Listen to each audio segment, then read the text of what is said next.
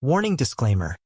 This story is a fictional dramatization created for entertainment purposes only. It contains emotional and mature themes intended for a thoughtful audience. All names, characters, and situations are purely fictional, and any resemblance to actual events or people is purely coincidental. This story does not promote infidelity, betrayal. There was a brief silence before she heard his voice, low, tired, and unlike the confident Jason she had always known. "Emily, I'm sorry to call so late. I didn't know who else to talk to." His words hit her like cold water. Jason wasn't the type to break down easily. She sat up, instantly more alert. "Is everything okay? Is Sophie all right?" she asked, referring to her best friend, his wife. Emily listened, heart pounding. She didn't want to be in this position. She wasn't his confidant. She was Sophie's best friend. And yet, a part of her couldn't hang up. A part of her had always seen the cracks, even if she never said anything. As Jason continued talking, Emily's mind raced back to earlier years, to wedding preparations, double dates, and inside jokes. Jason had always been kind to her. Their conversation wandered from loneliness to old memories, and then to things they both missed, things they probably shouldn't have said out loud. When they finally hung up, it was almost one. He was supportive and mature, and most of all, he made her best friend happy. But if Emily was being brutally honest with herself, she had felt a strange pull toward Jason from the very beginning. Nothing inappropriate ever happened, and she never crossed the line. Still, there were glances that lingered a bit too long. Moments when Jason would laugh at her jokes even harder than Sophie did. A touch on the shoulder that felt too meaningful. She always brushed it off. She told herself it was natural. After all, they were practically family. She helped Sophie pick her wedding dress.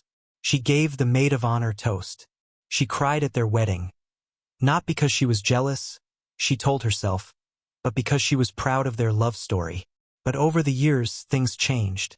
Sophie became busier, first with work, then with their daughter, then with just life. Emily remained close, but her visits became less frequent. Sometimes Jason would call to update her, especially when Sophie forgot. Other times, he'd text randomly, nothing serious but always thoughtful. She told herself he was just a good guy, loyal, friendly. But deep down, she wanted to tell her about the call.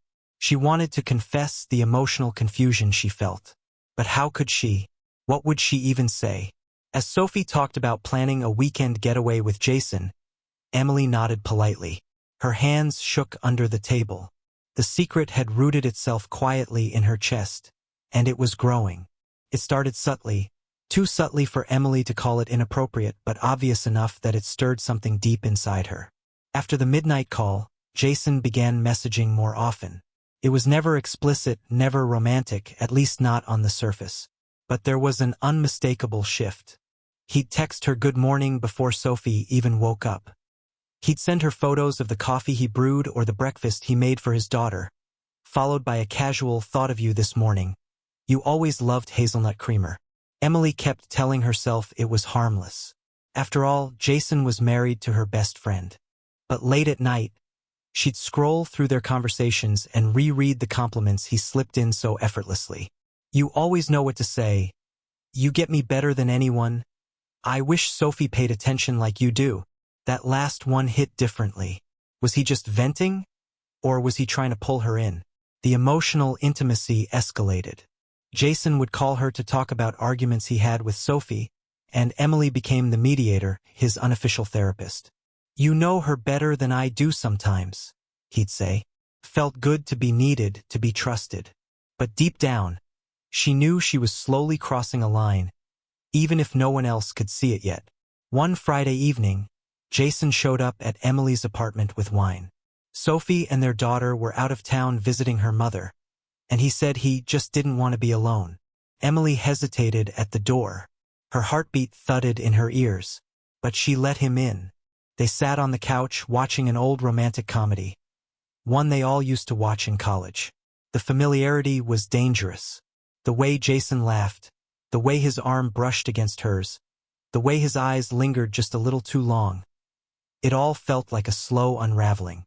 At one point, he turned to her and said quietly, I don't think I've ever felt this scene before. Emily froze. That sentence, so simple yet so loaded, hung in the air between them like static. She could feel something shift in the atmosphere, like the gravity in the room had changed. She looked at him and saw the conflict in his eyes. It wasn't just her imagination. He felt it too. But Emily stood up, quickly. I think you should go, Jason. He didn't argue. He nodded, quietly thanked her for the wine, and left. But that moment, the almost, was now cemented in both their memories. It hadn't turned physical. But emotionally, they had crossed into dangerous territory. That night, Emily lay awake for hours. Her phone lit up with a message from Jason. Sorry. That shouldn't have happened. She didn't reply, but the damage was already done. What they shared, what they almost shared, had changed everything. A week passed after the night Jason came over, and things between them fell into a strange silence. No messages, no calls, not even a casual meme or a hope your day's going well text. Emily felt the absence like a bruise she couldn't explain. It was as if someone had paused a conversation mid-sentence, and she was left holding her breath. But just as she was starting to convince herself it had all blown over, that maybe Jason had come to his senses and decided to focus on his marriage, he messaged her out of nowhere. Can we talk? Emily stared at the text for what felt like an hour before replying. About what? Jason replied almost instantly. About that night. About everything. He asked to meet at a small coffee shop near the park, far from anywhere people they both knew might see them. Emily didn't want to go. She knew better, but part of her, curious, unfinished, uncertain, wanted closure, or clarity, or maybe just to see if he regretted it as much as she did. When she arrived, Jason was already there. He looked like he hadn't slept in days. Unshaven, eyes heavy, hands nervously tapping the side of his coffee cup. Thank you for coming, he said softly. I'm not sure I should have, she replied, sitting across from him. Jason didn't waste time. Emily, I can't stop thinking about that night. Not because of what almost happened, but because of what it made me realize. Her stomach tightened. She didn't want to hear this, but she didn't stop him. I'm not in love with Sophie anymore, he said. I haven't been for a long time, and I think I've been in love with you for years. Emily froze. The words she never wanted to hear, yet had secretly feared and longed for, were now real, hanging in the air between them. He continued, You're the one I feel safe with, the one I trust. I've been lying to myself for so long, pretending that what we have is just friendship. But it's more than that. It always has been. She shook her head, her voice trembling. Jason, no. You're married. To my best friend. I know, he whispered. And that's why I hate myself. But I had to tell you. I couldn't keep pretending. Emily felt like she was standing at the edge of a cliff. Her heart wanted to jump, but her conscience screamed for her to step back. She looked into his eyes and saw a man drowning in guilt, in longing, in years of misdirected emotion. She stood up. I need time, she said simply. Jason nodded, his eyes glossy with unshed tears. Take all the time you need. As Emily walked away, her thoughts were a whirlwind. She had just heard the kind of confession that could destroy lives. And now nothing would ever be the same.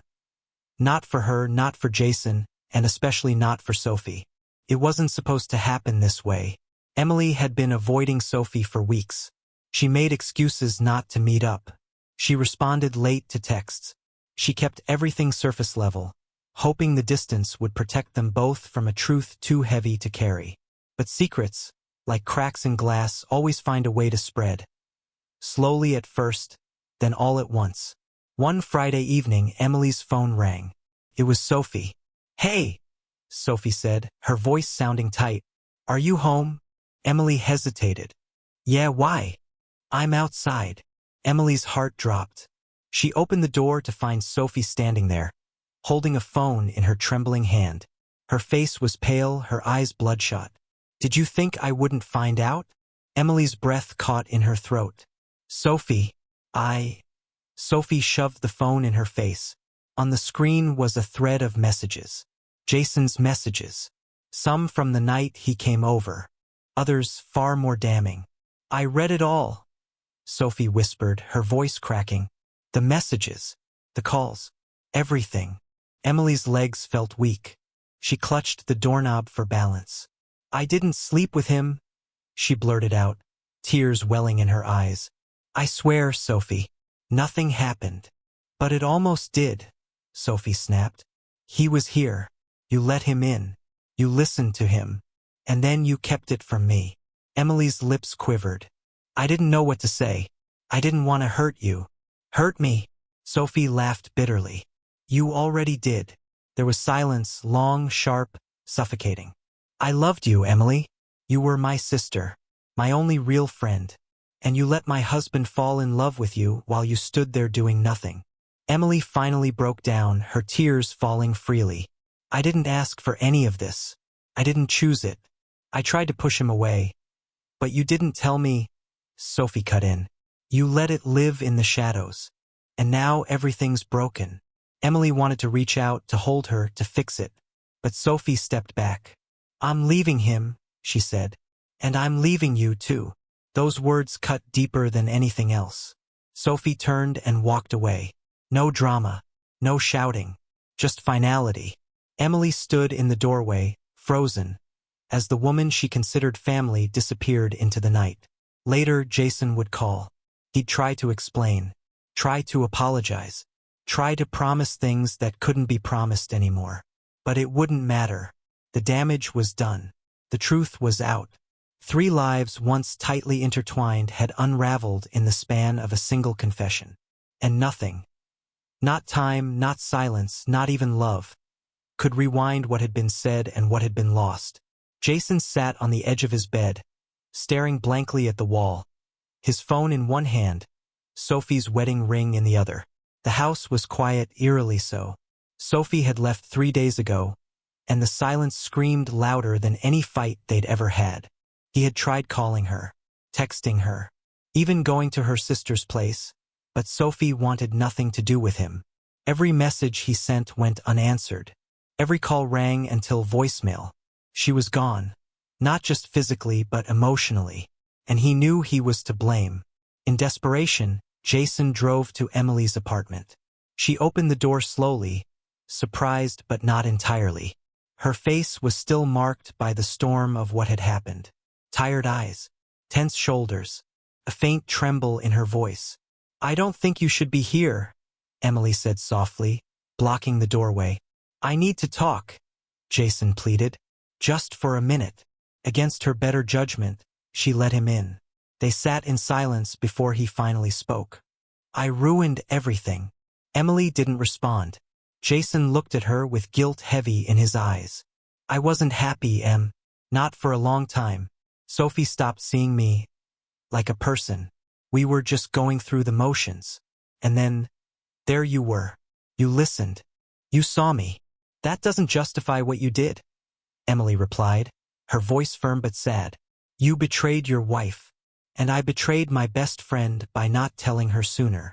I know, Jason whispered, but I never touched you. I stopped myself because I knew I couldn't cross that line. I loved Sophie. I still do.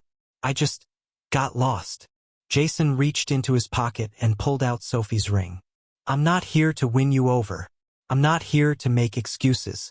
I just wanted you to know that I'm going to try, really try, to fix this. I'm going to fight for her. I owe her that. Emily nodded, eyes watering. She deserves someone who fights for her before the damage is done. Jason stood up, pausing as he looked at her one last time. You were never the villain in this, Emily. I was. Don't let this destroy you, too. She walked him to the door without another word. As he stepped out, the air between them felt like a final chapter closing. Not with rage, not with drama, but with the quiet pain of 2 people who would never be the same again. That night, Jason wrote a long letter to Sophie. It was honest, raw, filled with remorse. He left it at her doorstep with the ring wrapped inside. Whether she would read it or return, he didn't know. But for the first time, he wasn't trying to win. He was just trying to own his part in the collapse of something once beautiful. 1 year had passed. Seasons changed, Routines returned, and wounds, though still tender, had begun to scar over. Life had moved forward, just not in the way any of them had imagined. Emily had changed cities. She left the apartment where everything unraveled and moved to a smaller town 2 hours away. She got a job at a local publishing house, surrounded herself with books and silence, and slowly rebuilt her life, on her terms. There were no midnight confessions, no forbidden tension, just the steady rhythm of healing. Sophie, too, had taken a path of solitude. After officially divorcing Jason, she took time off work and went on a long trip across the country, alone. Her social media was quiet, her phone even quieter. She was relearning who she was without the identity of wife or betrayed woman. When she returned, she opened a small art gallery. It wasn't just a job. It was therapy, a canvas for the pain she had learned to turn into color. As for Jason, he had moved into a modest condo. Gone were the luxury suits and fast-paced lifestyle. He started volunteering at a community center counseling troubled teens, trying, in some quiet way, to become the man he once claimed to be. He didn't date. He barely socialized. And though the guilt still lingered, it no longer swallowed him whole. Then, on a rainy Thursday afternoon, fate played its cruel, poetic hand. Emily was at a bookstore, flipping through a collection of poetry, when she heard someone say her name. Softly, hesitantly. "Emily?" She turned and froze. It was Sophie. She looked different. Healthier, calmer, even radiant. Her hair was shorter, her eyes a little older, but her presence was as strong as ever. There was a beat of silence. "I'm not here to be friends again. I'm just here to let you know I'm no longer holding the weight of what happened. And I hope you aren't either." With that, Sophie gave her a faint, knowing smile, and walked away. Emily stood there, stunned, but lighter than she had been in a long, long time. In the weeks that followed that bookstore encounter, Emily found herself replaying Sophie's words like a quiet melody in her head. It wasn't closure in the traditional sense, not a clean break or a dramatic resolution, but it was real, and real, as she had learned, was far more healing than perfect. That night, alone in her small apartment, she wrote a letter. Not one she'd ever send, but one she needed to write. "Dear Sophie, you didn't have to forgive me, but you did something braver. You freed both of us. Thank you for not letting pain turn into hatred. I promise I carry this lesson with me, not as guilt, but as growth. Always, Emily." She tucked the letter in the back of her journal. Not to forget, but to remember that people are more than their worst moments, and healing doesn't always mean returning to what was, but moving forward with what is. Meanwhile, Jason reached out once. A single message. "I heard Sophie saw you. I hope you're okay. I hope she is too. I'm still figuring myself out, but I'm proud of who you're becoming." Emily never replied. Not out of anger, but because she finally understood that not every story needs to circle back to where it started. Some stories are meant to break, to teach, and then to end quietly, respectfully. She began writing more personal essays, short fiction, poetry. Her words carried echoes of love, of loss, and of lessons painfully earned. One of her pieces got published in a national magazine, titled, "What Midnight Taught Me and Life Went On." There was no dramatic reunion, no rekindled love story, no big movie moment. Instead, there was peace. There was a woman who had been caught in someone else's fire, who got burned, but survived. There was another woman who lost trust but found strength. And there was a man who made a terrible choice, but chose to spend the rest of his days trying to be better than his worst hour. Years later, they would still remember each other, but they wouldn't be haunted, because forgiveness, when chosen, frees more than one person. In the end, the midnight call that started it all didn't just tear things apart. It woke them all up. It changed everything and everyone for the better. 31.